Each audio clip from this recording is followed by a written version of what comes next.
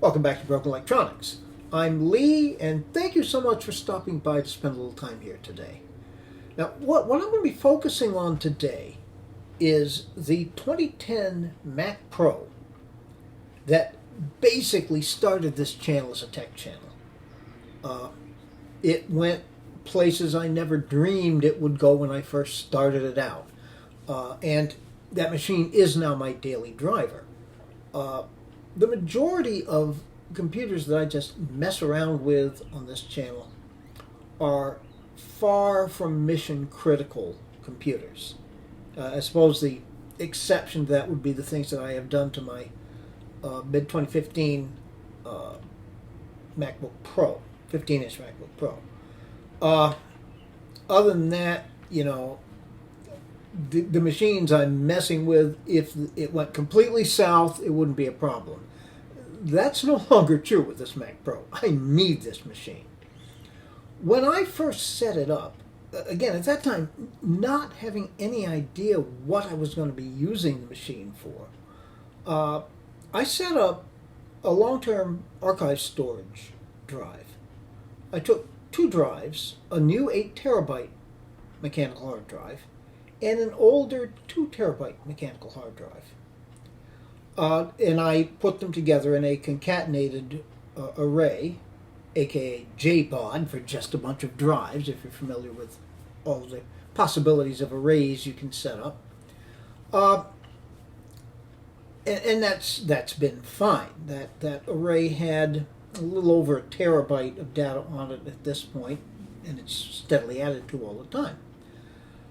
I'm going to be a little proactive. I saw some things in DriveDX, which is a great app, by the way, that don't necessarily mean disaster is imminent, but as I say, let's be proactive. So I am going to, first of all, have to break apart that array. Take out the 2 terabyte drive and put in a new 8 terabyte hard drive.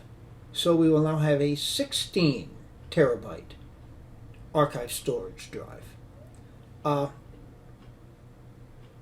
Now, assuming that goes well, if it doesn't go well, if I run into problems, as so often happens on this channel, that may be all we do today, and we'll eventually get that working. And lest you wonder, of course, I have definitely backed up all of the data that's on there. Nothing will be lost. Even if I destroy those 2 drives completely, all of the data is safe. All right, now, if that goes smoothly, I also have here a PCIe NVMe controller card. On this card, under that heatsink there with the thermal pad that's under it, is a 1 terabyte NVMe drive. Once again, I'm being proactive. The NVMe drive that's in there is working fine. I have no reason to think it isn't going to work fine. But kind of an experiment here. And if we get to this in this video, you'll see what that is. If we have any problem with the archive drives, this may be another video. We shall see what happens. So if you're interested in following along with all of this, please stay tuned. All right, here we are. And I have opened DriveDX here, so you can see what I'm talking about. First of all, this is the boot drives, which is the NVMe SSD that's currently in there. Everything looks fine on it, with the exception of SSD lifetime left indicator 90%. And that recently dropped down. It was 95, but almost from the time I first put it in, or first put DriveDX on in any event. It was reading 95%. It's just skipped down to 90%. So again, hyper proactive, because this is a mission critical machine. We're not going to take any chances. All right, but yeah, that's the second project. More to mind, this drive is the 8 terabyte drive It's now about a year and a half, 2 years old, I guess, since I actually put that in. And it reads everything absolutely fine. No issues, 100% overall health, 100% overall performance. This is all good. However, here is the 2 terabyte drive, which, as I pointed out, was an older drive. I took it out of some other system. And it is actually performing fine. There are no real issues. But if we look up here, while the smart status shows no issues found, overall health rating 55.5%, overall performance rating 55.5%. Now, this drive is not gone yet. It's not anywhere near pre-fail yet. But I am going to replace it. I will repurpose this drive somewhere else. I have plenty of machines that would be very happy to have a 2 terabyte drive in them, I'm sure. All right. So that's what DriveDX is telling us. Now, what I did, I have moved enough of the items out of this JBOD array that I could back it up onto a 1 terabyte external drive. Let's open up Disk Utility.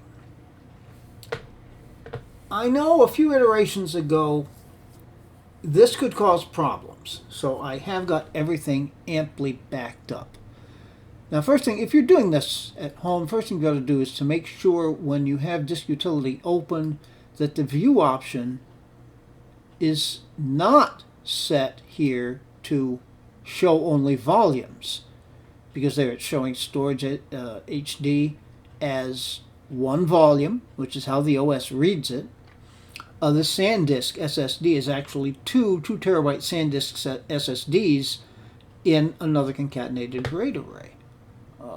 Well, technically speaking, a concatenated array is not RAID. So you want to make sure it is set to show all devices as I always have mine set.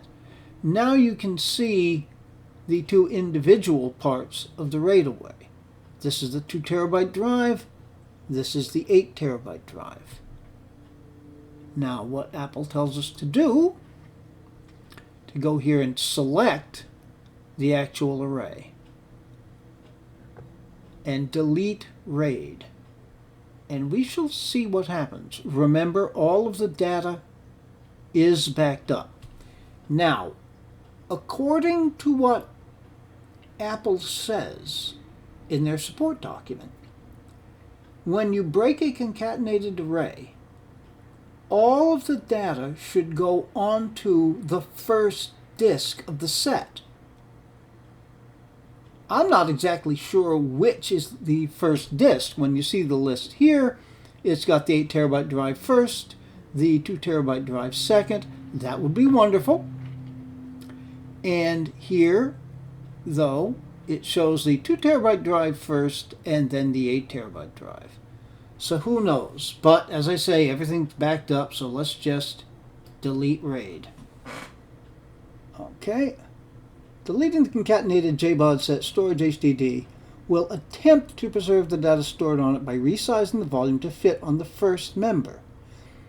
If the file system is not resizable or the data can't fit on the first member, this will permanently erase all data stored on the set. You can't undo this action.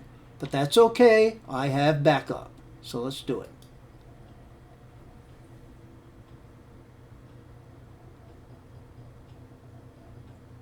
Okay.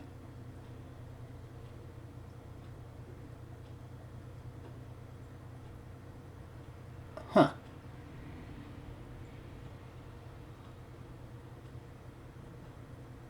All right. Storage HDD. Yes. That's the 8 terabyte drive, which remounted. And there's all the data. Bingo. How nice is that? Okay. Now, what we will need to do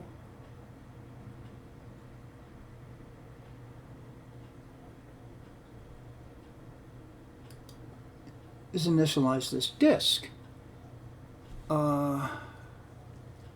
will just call this 2 terabyte HDD. I'm not even sure who made the thing. Okay.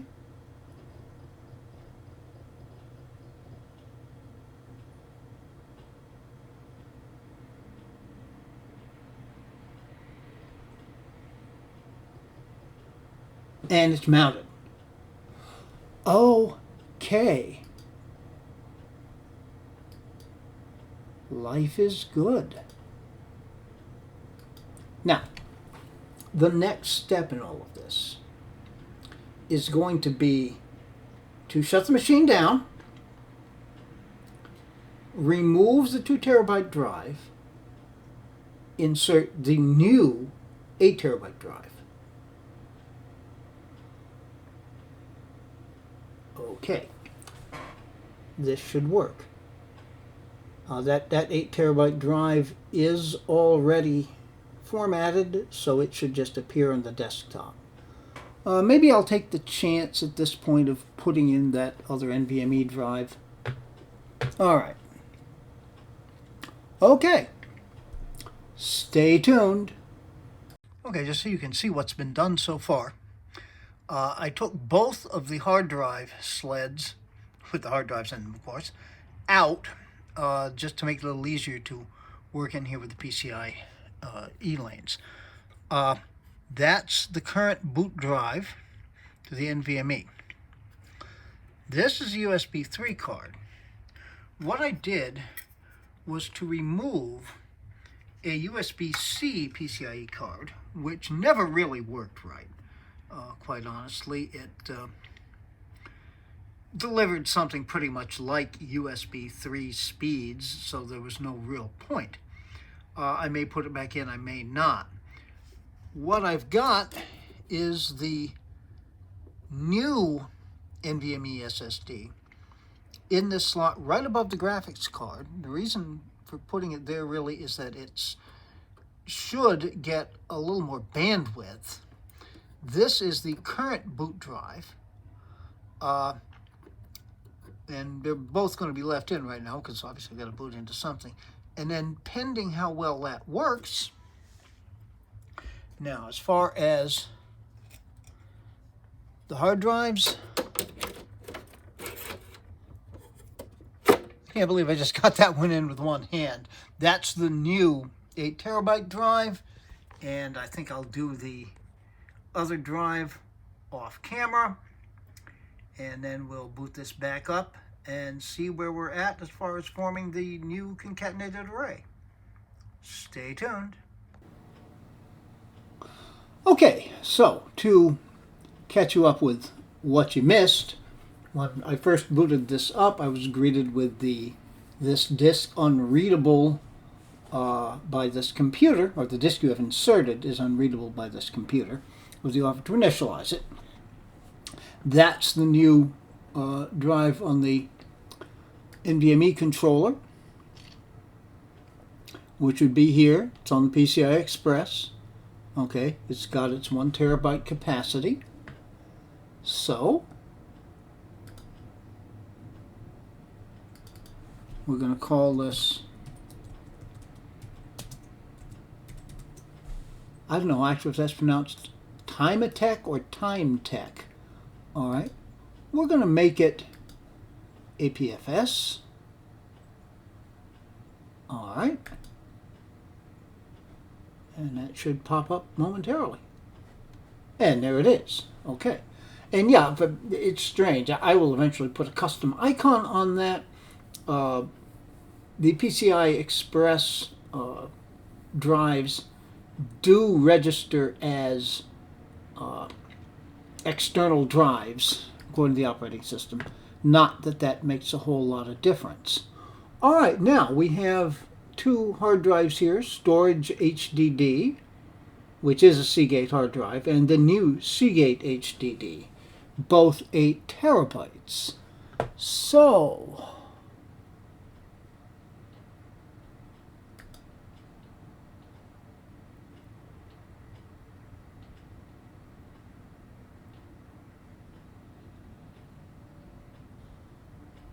All right.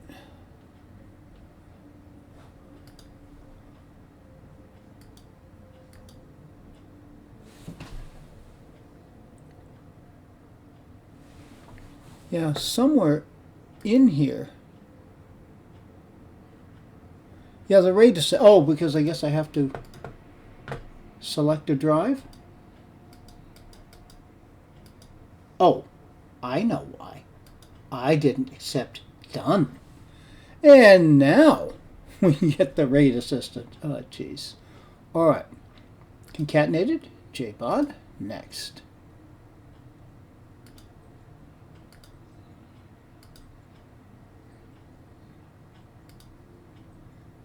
Okay, so we're going to make these two.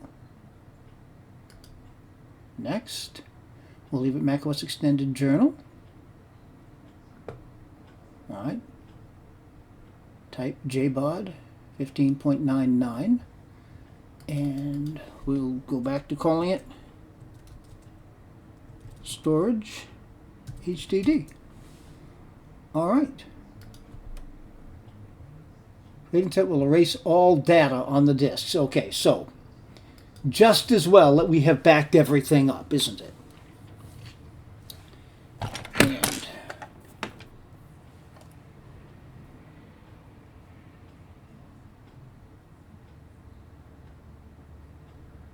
okay, waiting for the new RAID to spin up.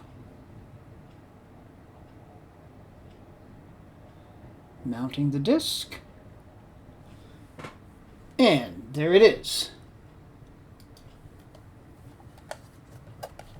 Now, I'm plugging in the external drive. Yep. We can close out a disk utility. And I'm going to be opening up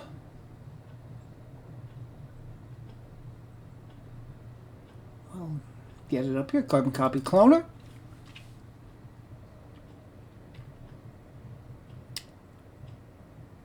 Remind me later about the update. Yes, I should get the update, but all right, now.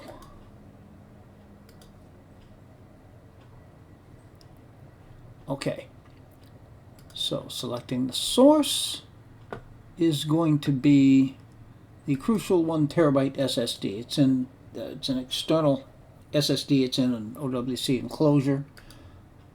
And storage HDD. And we're going to clone.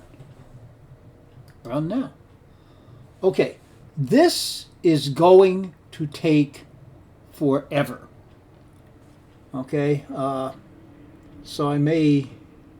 We'll see when it actually gets done, but we're talking about, Carbon Copy Cloner transferring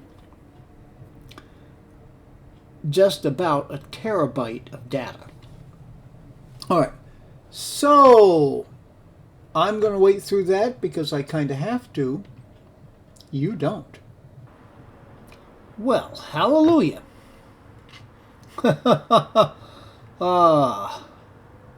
Backup task completed successfully. 2 hours, 21 minutes, and 36 seconds. Could have been worse. And everything does appear to be back on Storage HDD. This Storage Items folder is what I copied from here. We can now move that to the trash. All right. I think we're good. Okay. And I'm going to empty the trash. Because I have one more thing that I really intend to do here. Okay.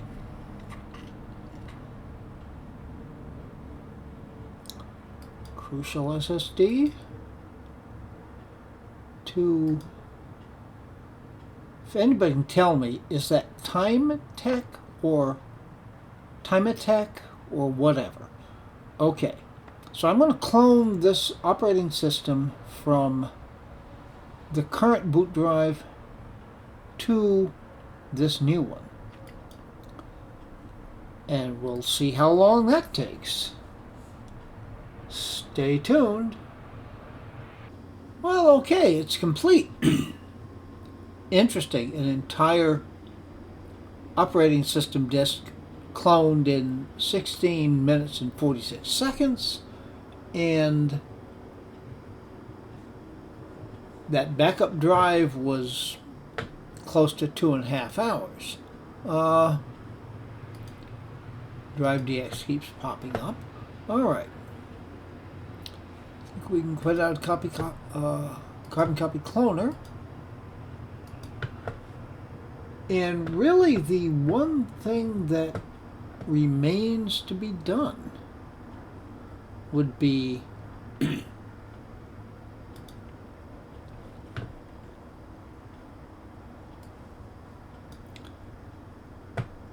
going to start up disk.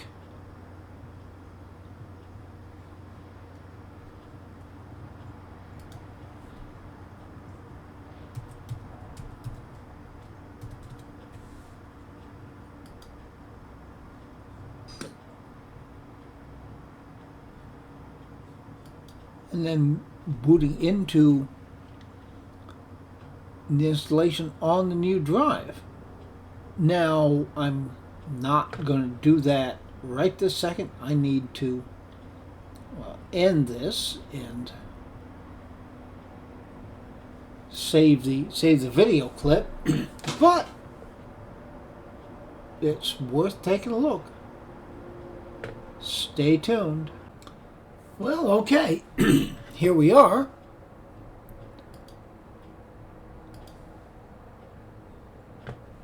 And our boot drive is, in fact, the Timatec, whatever it's pronounced, SSD. So we have cloned that over. Now I'm going to play around, see is this any faster. But yeah, I think this video has probably gone on long enough now. Be good to other people who need it and deserve it. Be good to yourselves. If you're not good to yourselves, we can't do much about this world. We can make this world a better place. It isn't yet, so please take very, very good and careful care. So, we may have a follow-up on this machine. I don't know. I've still got the 2008 Mac Pro things in the works, and I've got some Power Mac G4 things that I'm excited about and interested in. Maybe some Power Mac G5. You never know around here. So, until those things become available on the channel, this has been Broken Electronics.